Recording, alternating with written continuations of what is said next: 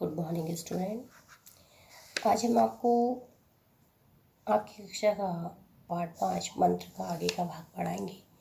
इससे पहले वाले भाग में मैंने आपको बताया था कि किस तरह से डॉक्टर चड्ढा ने भगत के बेटे को देखने से मना कर दिया था और आगे जाके कुछ सालों बाद वही स्थिति डॉक्टर चड्ढा के साथ होती है, क्योंकि उनके बेटे को एक जहरीले सांप ने काट दिया।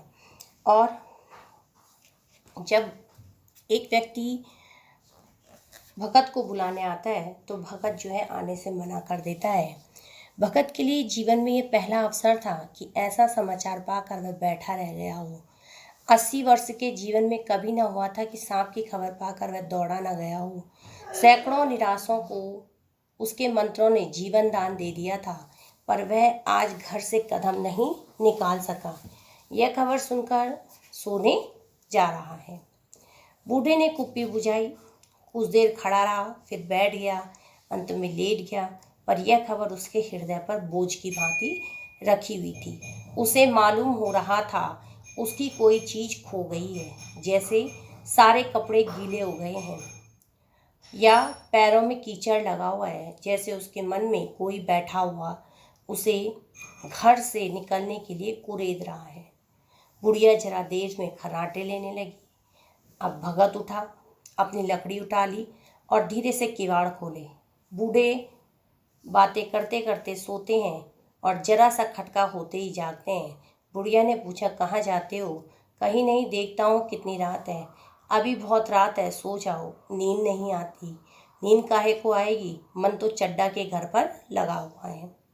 चड्ढा ने मेरे साथ कौन सी नेकी करी तो जो वहाँ जाऊँ? वह आकर पैरों पड़े तो भी न जाऊं। उठे तो तुम इस इरादे से ही हो।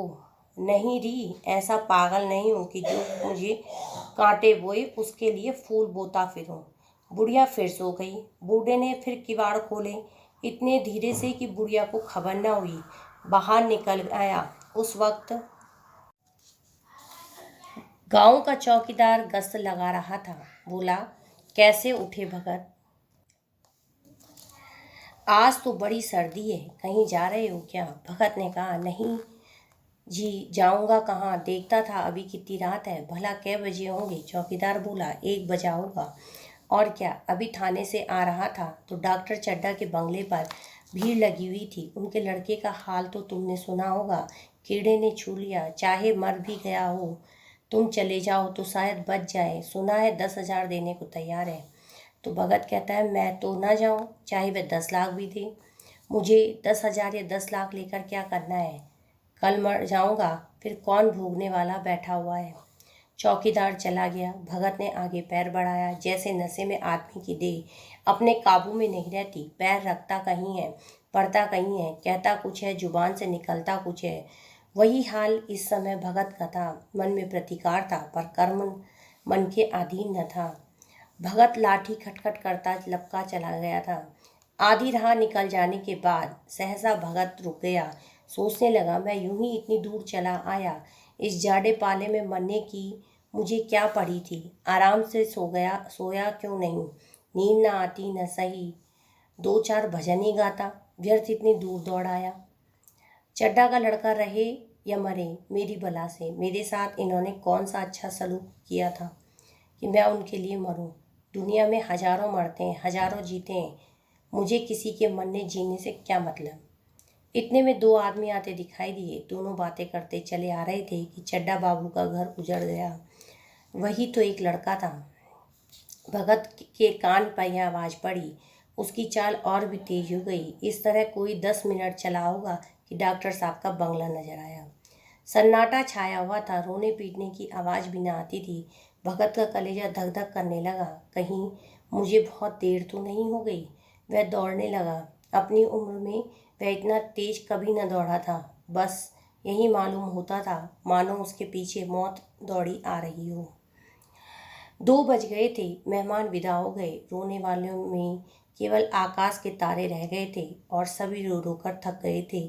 बड़ी उत्सुकता के साथ लोग रह रहकर आकाश की ओर देखते थे कि किसी तरह सुबह हो और लाश गंगा की गोद में दी जाए।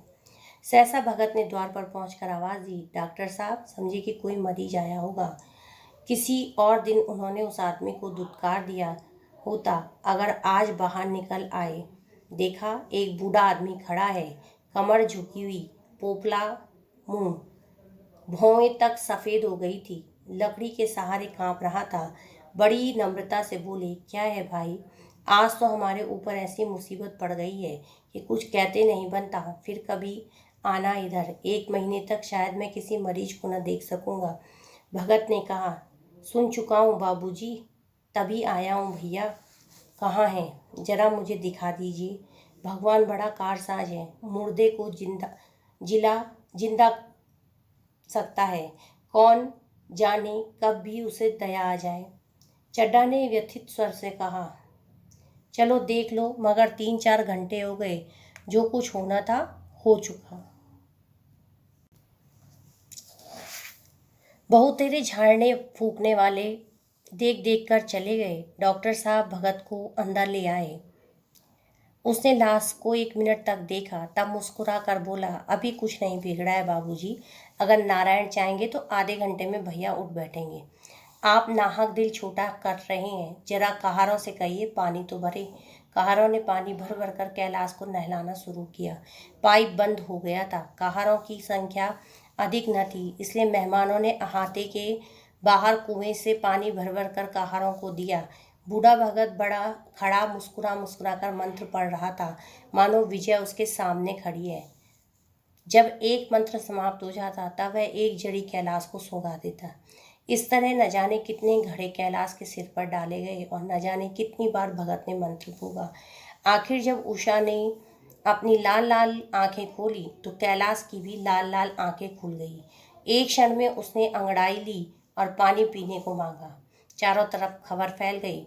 मित्रगण मुबारकबाद देने आने लगे। डॉक्टर साहब बड़े श्रद्धा भाव से हर एक के सामने भगत का यश गाते फिरते थे। सभी लोग कहीं भगत के दर्शन के लिए उत्सुक हो उठे, मगर अंदर जाकर देखा तो भगत का कहीं पता न था। यहाँ तो भगत की चारों ओर तलाश होने लगी। भगत लपका हुआ घर चला जा रहा था कि बुढ़िया के उठने के पहले पहुँच जाऊँ। जब मेहमान लोग चले गए तो डॉक्टर साहब ने नारायणी से कहा, बूढ़ा भगत न जाने कहाँ चला गया। नारायणी बोली, मैंने तो सोचा था इसे कोई बड़ी रकम दूंगी। डॉक्टर चड्डा बोले, रात को मैंने नहीं पहचाना, पर जरा साफ हो जाने पर पहचान गया। एक बार यह एक मरीज को लेकर आया था। मुझे अब याद आता है कि मैं खेलने जा रहा था और मरीज को देखने से मैंने इनकार कर दिया था। आज उस दिन की बात याद करके मुझे जितनी ग्लानि यानी कि दुख और अंदर ही अंदर वो अपने आप को कोस रहे थे हो रही है, उसे प्रकट नहीं कर सकता। मैं उसे खोज निकालूंगा और पैरों पर गिरकर अपना अपराध क्षमा कराऊंगा। वह कुछ लोग नहीं, यह जानता हूँ, उसका जन्म यश की वर्षा करने के लिए ही हुआ है। उसकी सज्जनता ने मुझे ऐसा आदर्श दिखा दिया है जो अब से जीवन प्रिय मेरे सामने रहेगा। यानी कि जीवन भर ये बात मुझे हमेशा याद रहेगी कि किस तरह से भगत ने उस दिन को बुलाकर मेरे बेटे की जान बचाई। धन्यवाद।